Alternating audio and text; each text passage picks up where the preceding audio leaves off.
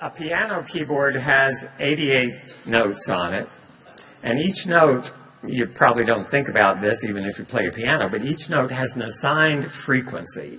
You hit that note, you hear a tone that is a very precise frequency. Those are the actual frequencies for all 88 of those. They are defined, and if that key is not on that particular frequency, we would say that piano is out of tune, right?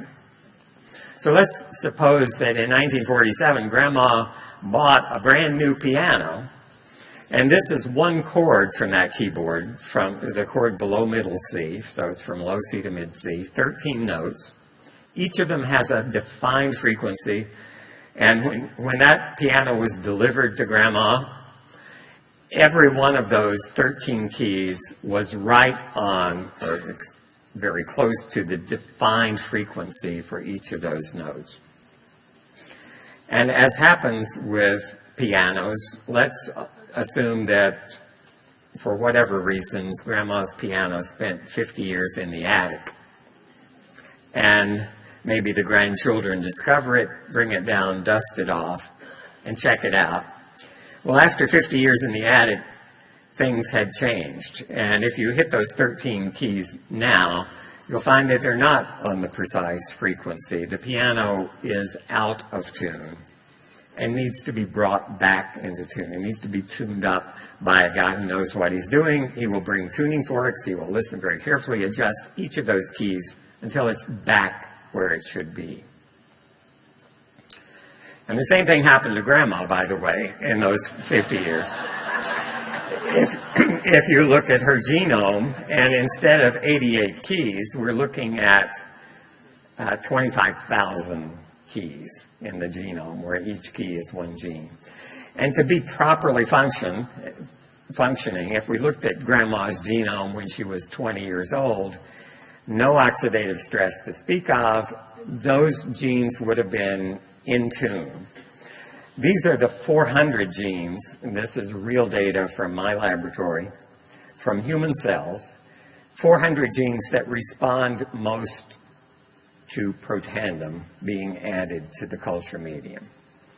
And the height of there are 400 little bars here, and you can't see them individually, but the height of each one tells you how frequently that gene is being expressed, how often that blueprint is being called out of the nucleus of that cell and functionally translated into the product for which that blueprint encodes.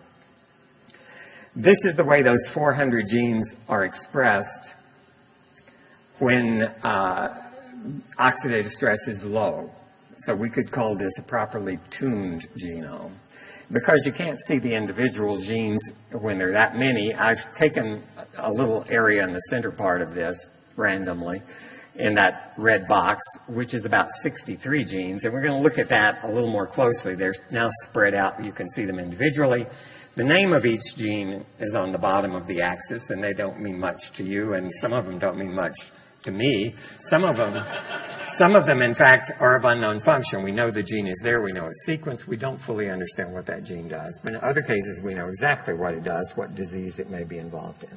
So this is, I think, 63 genes chosen just to be in the middle of that range. And this is how they're expressed when oxidative stress is low, specifically when Protandim is in the medium.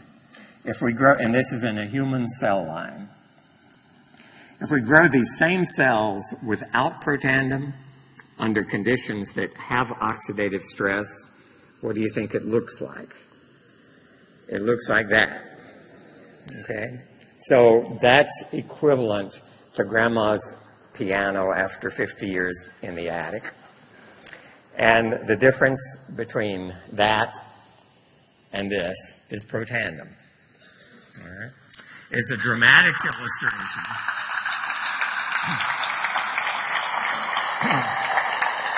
And let me point out to you, too, how dramatically things have changed. Protandim was developed primarily to affect 3 gene products, superoxide dismutase, or SOD, catalase, and glutathione peroxidase. And the literature, as of 5 years ago, led us to believe that this could happen, this would happen with Protandim. And indeed, it did affect those 3 genes. What we've learned in the last 5 years is that it affects not only those 63 genes, but these 400 genes. All right, so 3 of those are SOD, catalase, and glutathione, or glutathione peroxidase. Have we realized that Protandim does a lot more than that? You bet. We went from 3 genes to 400 or 500 genes that we're now talking about. Each of those genes has its own story. And your eyes would quickly glaze over if I went through the first 200 of those.